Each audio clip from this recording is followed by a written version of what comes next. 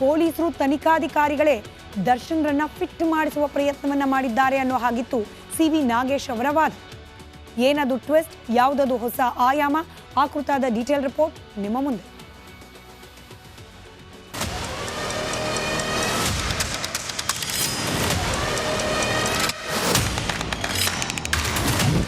ರೇಣುಕಾ ಕೊಲೆ, ವಕೀಲರಿಂದ ಸ್ಫೋಟಕ ಟ್ವಿಸ್ಟ್. ರೇಣುಕಸ್ವಾಮಿ ಕೊಲೆ ಮಾಡಿಲ್ವಂತೆ ಡಿ ಗ್ಯಾಂಗ್. ರೇಣುಕಸ್ವಾಮಿ ಕೊಲೆಗೆ ಮುಖ್ಯವಾದ ಕಾರಣ ಪವಿತ್ರ ಗೌಡ, ದರ್ಶನ್ ಹಾಗೂ ಟೀಮ್ ಅಂತ ಹೇಳಲಾಗ್ತಿತ್ತು. ಇದರ ಆರೋಪದ ಮೇಲೆ ಈಗಾಗಲೇ ಜೈಲುವಾಸ ಕೂಡ ಅನುಭವಿಸುತ್ತಿದ್ದಾರೆ. ಆದ್ರೀಗ ಈ ಕೇಸ್ಗೆ ವಕೀಲರೇ ಸ್ಫೋಟಕ ಟ್ವಿಸ್ಟ್ ನೀಡಿದ್ದಾರೆ. ದರ್ಶನ್ ಮತ್ತು ಟೀಮ್ ಕೊಲೆ ಮಾಡೇ ಇಲ್ಲ ಅಂತ ವಾದ ಮಾಡಿದ್ದಾರೆ. ರೇಣುಕಾ ಕೊಲೆಗೆ ನಿಜವಾದ ಕಾರಣರು ಯಾರು? ರೇಣುಕಸ್ವಾಮಿ ಹತ್ಯೆ ಮಾಡ್ತಾ ಆಶ್ವಾನ.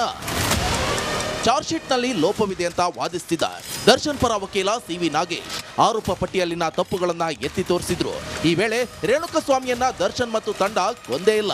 ರೇಣುಕಸ್ವಾಮಿ ದೇಹವನ್ನ ನಾಯಿಗಳು ಕಚ್ಚಿ ಸಾವಾಗಿದೆ, ಇದನ್ನ ಕೊಲೆ ಅಂತ ಬಿಂಬಿಸಲಾಗಿದೆ ಅಂತ ದೂರಿದ್ದಾರೆ. ದರ್ಶನ್ ಮತ್ತು ಗ್ಯಾಂಗ್ ರೇಣುಕಸ್ವಾಮಿಯನ್ನ ಕೊಲೆ ಮಾಡಿಲ್ಲ, ಪೊಲೀಸರೇ ಸುಳ್ಳು ಸಾಕ್ಷಿಗಳನ್ನ ಸೃಷ್ಟಿ ಮಾಡಿದ್ದಾರೆ. ಚಾರ್ಜ್ ಶೀಟ್ನಲ್ಲಿ ದಾಖಲಿಸಿರುವಂತಹ ಮಾಹಿತಿ ಸುಳ್ಳು, ಸಾಕ್ಷಿಗಳು ನೀಡಿರುವ ಹೇಳಿಕೆಗಳಿಗೂ ಚಾರ್ಜ್ ಶೀಟ್ಗೂ ಬಹಳ ವ್ಯತ್ಯಾಸವಿದೆ. ಇದನ್ನೇ ಮಾಧ್ಯಮಗಳು ಕೊಲೆ ಅಂತ ಬಿಂಬಿಸಿವೆ ಅಂತ ದೂರಿದ್ದಾರೆ. ದರ್ಶನ್ ಜಾಮೀನಿಗಾಗಿ ಬಡದಾಡ್ತಿರುವಂತಹ ವಕೀಲ ಸಿ.ವಿ. ನಾಗೇಶ್ ದರ್ಶನ್ ಮತ್ತು ತಂಡ ಕೊಲೆ ಮಾಡೇ ಇಲ್ಲ, ಇದಕ್ಕೆಲ್ಲ ಕಾರಣ ಶ್ವಾನಗಳು ಅಂತ ಆರೋಪಿಸಿದ್ದಾರೆ. ರೇಣುಕಸ್ವಾಮಿ ದೇಹವನ್ನ ರಸ್ತೆ ಬದಿಯಲ್ಲಿ ಬಿಸಾಡಲಾಗಿತ್ತು. ಆಗ ರೇಣುಕಾ ದೇಹವನ್ನ ನಾಯಿಗಳು ಕಚ್ಚಿ ಸಾವಾಗಿದೆ. ರೇಣುಕಸ್ವಾಮಿ ಮೃತದೇಹದ ಮೇಲೆ ನಾಯಿ ಕಚ್ಚಿರುವಂತಹ ಗುರುತುಗಳಿವೆ. ಜೂನ್ 9 ಬೆಳಿಗ್ಗೆ 10 ಗಂಟೆಗೆ ದೂರು ರಿಜಿಸ್ಟರ್ ಆಗಿದೆ. ಆ ಕೂಡಲೇ ಪೊಲೀಸರು ದೇಹದ ಮಾಜರು ಪಂಚನಾಮೆ ಮಾಡಬೇಕಾಗಿತ್ತು. ಆದ್ರೆ ಜೂನ್ 11 ಮಧ್ಯಾಹ್ನ ಪೋಸ್ಟ್ ಮಾರ್ಟಂ ಮಾಡಲಾಗಿದೆ. ಕೇಳಿದ್ರೆ ದೇಹದ ಐಡೆಂಟಿಟಿ ಆಗಿರಲಿಲ್ಲ ಎಂಬ ಸಬೂಬು ನೀಡಿದ್ದಾರೆ ಅಂತ ದೂರಿದ್ದಾರೆ.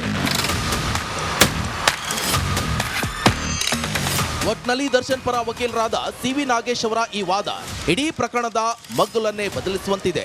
ಪೊಲೀಸರ ತನಿಖೆಯೇ ಸರಿಯಿಲ್ಲ ಅಂತ ನಾಗೇಶ್ ಸಾಲು ಸಾಲು ಪ್ರಶ್ನೆ ಮಾಡಿದ್ದಾರೆ. ಸದ್ಯ ಈ ರೇಣುಕಾ ಕೊಲೆ ಕೇಸ್ನ ವಾದ ಪ್ರತಿವಾದ ಇನ್ನು ಎಲ್ಲಿಗೆ ಹೋಗಿ ನಿಲ್ಲುತ್ತೋ ಕಾದು ನೋಡಬೇಕಿದೆ.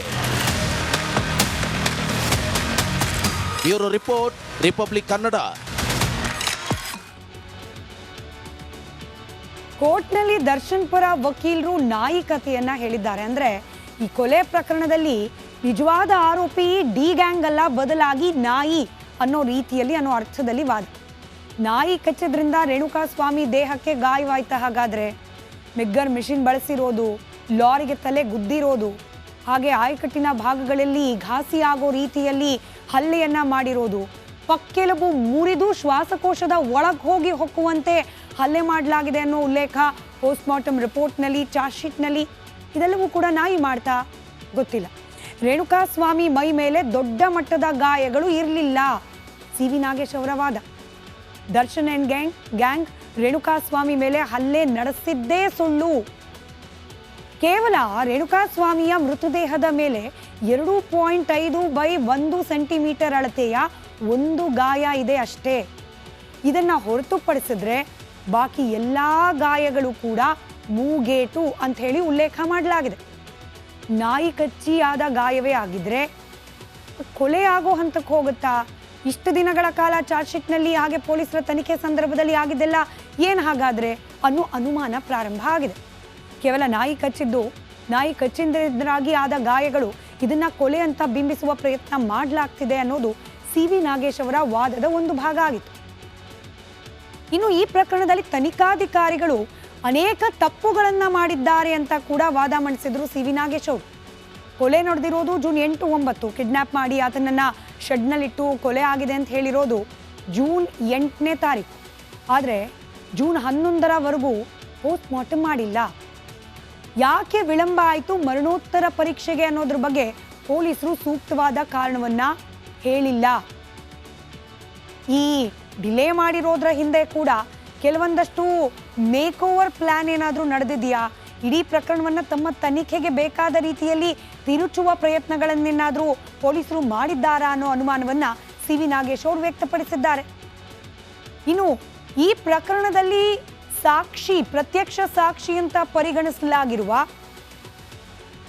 ಪಟ್ಟಣಗೆರೆ ಶೆಡ್ನ ಸೆಕ್ಯೂರಿಟಿ ಗಾರ್ಡ್ ಆತನ ಹೇಳಿಕೆಯನ್ನ ಕೂಡ ಉಲ್ಲೇಖ ಮಾಡಿ ಆತನಿಗೆ ಕೇವಲ ವಿನಯ್ ಇನ್ಸ್ಟ್ರಕ್ಷನ್ ಕೊಟ್ಟಿದ್ದಂತೆ ಯಾವ ಕಾರನ್ನು ಕೂಡ ಒಳಗೆ ಬಿಡಬೇಡ, ಯಾವ ವೆಹಿಕಲ್ ಅನ್ನು ಒಳಗೆ ಬಿಡಬೇಡ ಅಂತ ಹೇಳಿ.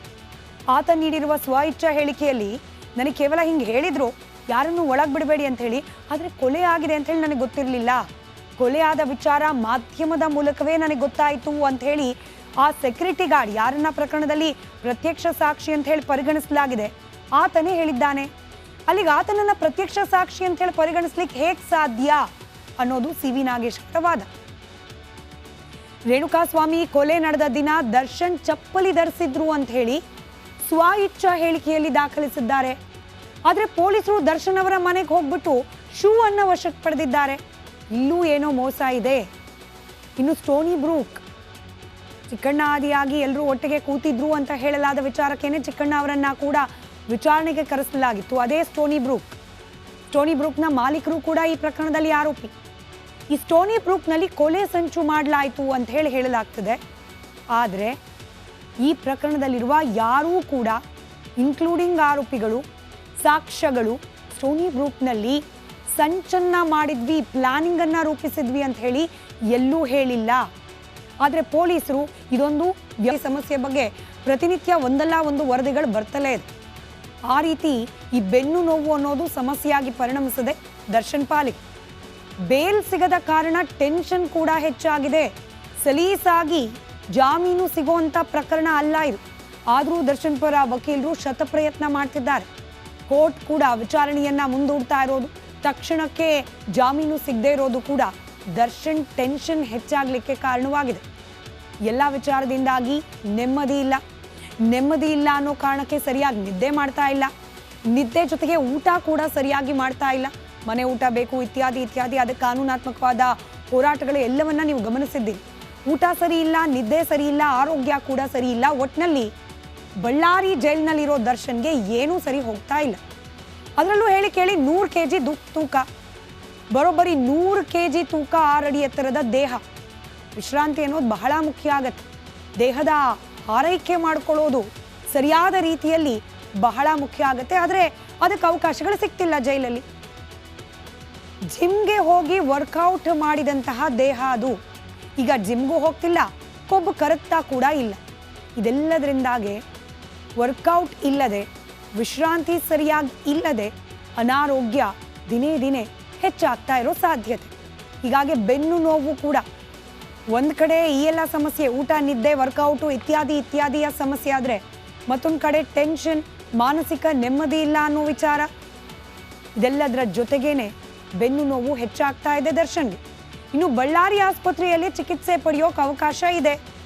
ಜೈಲಿಗೇನೆ ವೈದ್ಯಾಧಿಕಾರಿಗಳನ್ನ ಕರೆಸಿದ್ರು. ಜೈಲಾಧಿಕಾರಿಗಳು ಆರೋಗ್ಯ ತಪಾಸಣೆಯನ್ನ ಮಾಡಿದಕ್ಕಿಂಥದ್ದೇ ಟ್ರೀಟ್ಮೆಂಟ್ ಆಗಬೇಕು, ಸ್ಕ್ಯಾನಿಂಗ್ ಆಗಬೇಕು, ಇದೆಲ್ಲವನ್ನ ತಿಳಿಸಿದ್ದಾರೆ ಬಳ್ಳಾರಿಯ ವೈದ್ಯರು. ಆದರೆ ಬಳ್ಳಾರಿ ಆಸ್ಪತ್ರೆಯಲ್ಲಿ ಸುತಾರಾಮ್ ಚಿಕಿತ್ಸೆ ಬೇಡ ಅಂತಿರೋದು ದರ್ಶನ್ ವಾದ.